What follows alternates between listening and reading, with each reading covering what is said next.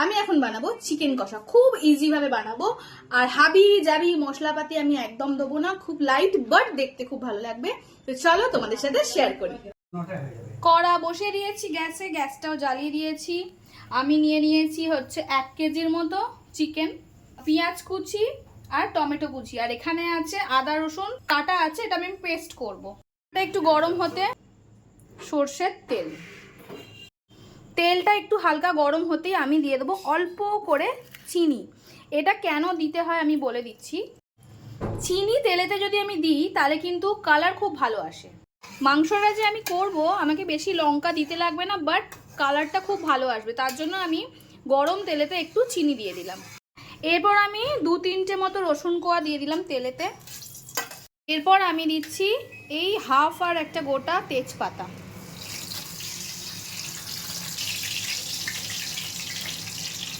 হালকা ভাজা হয়ে গেছে, এবার আমি দিয়ে দেবো পেঁয়াজ কুচোগুলো।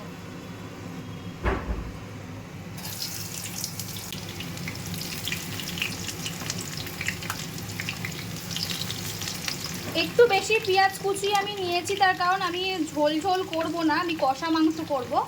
তো এবার পেঁয়াজটা আমি ভাজবো। পেঁয়াজটা হালকা ভাজতে ভাজতে আমি আদা রসুনটা পেস্ট করে নিলাম। এই দেখো পেঁয়াজটা হালকা ভাজা হয়েছে, এবার আমি টমেটোগুলো অ্যাড করে দেবো। আমি নিয়েছি 2টো টমেটো, আমি কিন্তু একটু সসও অ্যাড করব পরে। তো এবার পেঁয়াজ আর টমেটোগুলো ভালো করে আমি ভেজে নিচ্ছি। ভালো করে না ভাজলে না এরকম ড্যাবা ড্যাবা হয়ে চেয়ে থাকে, মানে গোটা গোটা হয়ে থাকে, খাওয়ার সময় খুব বাজে লাগে। তো ওই জন্য পেঁয়াজটা একটু ভালো করে ভেজে নিই। তো এবার আমি গ্যাসের ফ্লেমটা লো করব। লো ফ্লেমেতে এবার আমি আদা রসুনটা অ্যাড করব। যদি হাই ফ্লেমে আদা রসুনটা দিই তাহলে কিন্তু কড়াতে একটু জড়িয়ে যাওয়ার চান্স থাকে।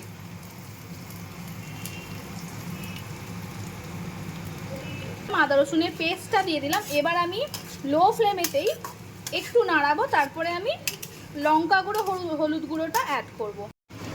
দেখতে পাচ্ছ এতে অনেকটাই রয়ে গেছে, এর সাথে একটু জল অ্যাড করছি। জল অ্যাড করে আমি কড়াতে দিয়ে দেবো, নাহলে অনেকটাই নষ্ট হবে।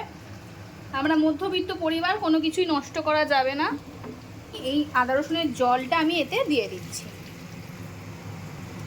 একটু জলটা মরে গেল, আদা রসুনের যে জলটা দিয়েছিলাম একটু মরে গেছে। এবার আমি দেব হলুদ গুঁড়ো, এই পরিমাণ হলুদ গুঁড়োটা আমি দিয়ে দেবো।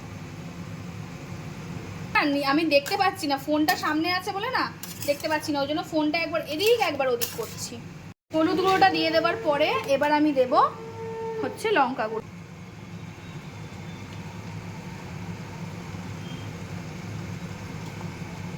লো ফ্লেমেই আছে আমার গ্যাস, দেখে নাও। এবার আমি ভালো করে মশলাটাকে কষে নেব।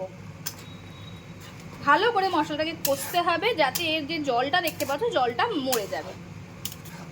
হলুদ গুঁড়ো লঙ্কা গুঁড়ো দিয়ে দিয়েছি, আমি কষছি। কিন্তু এতে আরেকটা জিনিস আমি অ্যাড করব, আমি জানি না তোমরা আর কে কে এটা দাও।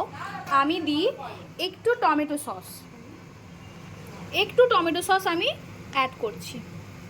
মশলাটা একটু ভালো করেই কষছি, তার কারণ জানো তো মশলা যদি ঠিকমতো কষা না হয় তাহলে কিন্তু রান্নাতে আদা রসুনের একটা গন্ধ লাগে। তো দেখো আদা রসুনের যে জলটা ছিল জলটা প্রায় মরেই গেছে। এবার আমি এতে মাংসগুলো দিয়ে দেবো, দিয়ে মাংসগুলো কষতে শুরু করব। এই হলো আমার মাংস, মাংসগুলো আমি এক এক করে দিয়ে দিই কড়াতে।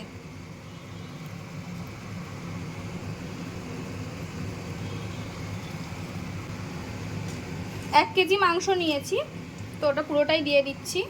এবার মাংসগুলো আমি ভালো করে মশলার সাথে মিক্স করি আর কষতে থাকি। মাংসটা একটু মিক্স করে নিয়েছি মশলার সাথে। এবার আমি দেব নুন। হ্যাঁ, আমি নুনটা একটু লাস্টেই দিই, তোমরা তোমাদের স্বাদ মতো নুন দেবে, আমি এই নুনটাকে দিচ্ছি। তো নুনটা দিয়ে এবার ভালো করে মিক্স করে নিচ্ছি। মাংসটা একটু নেড়ে নেওয়ার পর আমি এটা একটু চাপা দিয়ে রাখবো। চাপা দিয়ে রেখে আবার কিছুক্ষণ পরে চাপাটা খুলে আমি আবার নাড়বো, তাহলে মাংসটা ভালো সেদ্ধ হবে। আমি এটা দিয়ে চাপা দিয়ে দিচ্ছি। এবার আমি চাপাটা খুলবো। চাপাটা সব হাতে করে খুলতে যেও না, বেশ ভালোই গরম হয়ে গেছে।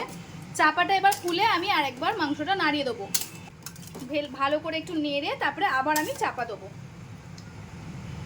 এবার খুলে দেখি মাংসটা কতদূর সেদ্ধ হলো। মাংসটা আমার প্রায় সেদ্ধ হয়েই এসেছে, আর একটু কিছুক্ষণ কষলেই আমার মাংসটা রেডি হয়ে যাবে। গরমকালে রান্নাঘরে দাঁড়িয়ে দাঁড়িয়ে রান্না করা কিন্তু সত্যিই চাপের ব্যাপার। আমি ঘেমে চান হয়ে যাচ্ছি। কষা অলমোস্ট ডান। চলো আমার চিকেন রেডি। এবার আমি গ্যাসটা অফ করে দিচ্ছি। তো কেমন লাগছে বলো? আমার চিকেন কষা কমপ্লিট। এবার সার্ভ করে তোমাদেরকে দেখাবো। এই দেখো চিকেনটা কেমন দেখতে হয়েছে তোমরা সবাই জানিও। এই যে কালারটা হয়েছে তোমরা দেখেছো, আমি খুব বেশি লঙ্কা গুঁড়ো দিইনি, শুধুমাত্র কালারটা হয়েছে চিনির জন্য।